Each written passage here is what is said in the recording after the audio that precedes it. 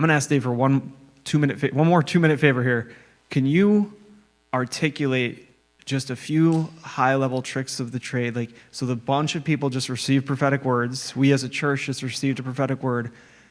How to best steward a prophetic word and receive it in a way that you can now walk it out in faith. Because the reality is, so prophetic words, I believe, that there's lots of different angles and facets that they can operate in. And I think even as you're declaring the prophetic, I think things are actually shifting and changing.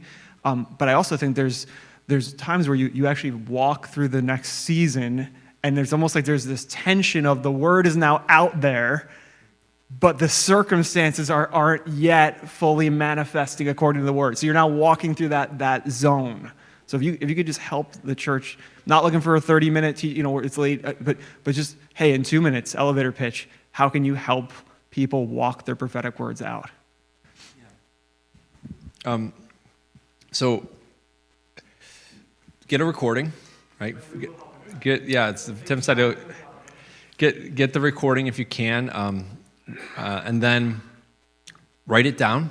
Get the recording, write it down, and share it with trusted people. So you've got maybe your spouse and a close friend, Pastor Tim, who's already here. Tim and Rachel already heard it, but share it with them.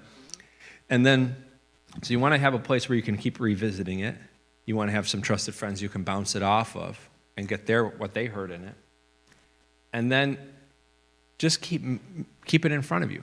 So as the circumstances of your life play out, you can keep it mindful, and then you'll be able to take actions, make decisions, knowing with what God has in mind.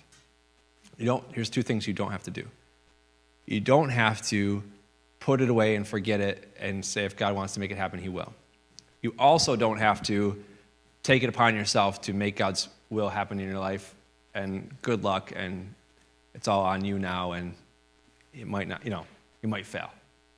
These are unhealthy responses. One's over responsibility, one takes no responsibility. You do have to say, I'm going to keep walking with the Lord, I'm going to keep growing in my relationship with the Lord, and now that I have this word, I'm going to keep my eyes peeled for how he might bring that about in my own life.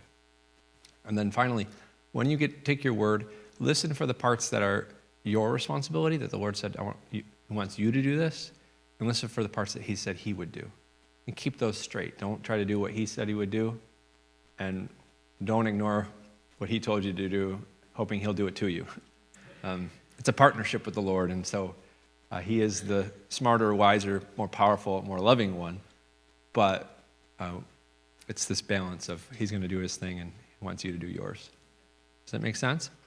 Okay, and then finally, I want to say that your pastors are your greatest asset in a prophetic word, because they're rooting for you, they're rooting for God, they're rooting for the word to take place, they're praying for you. They want to see this take place in your life sometimes more than you do. And, wow, often.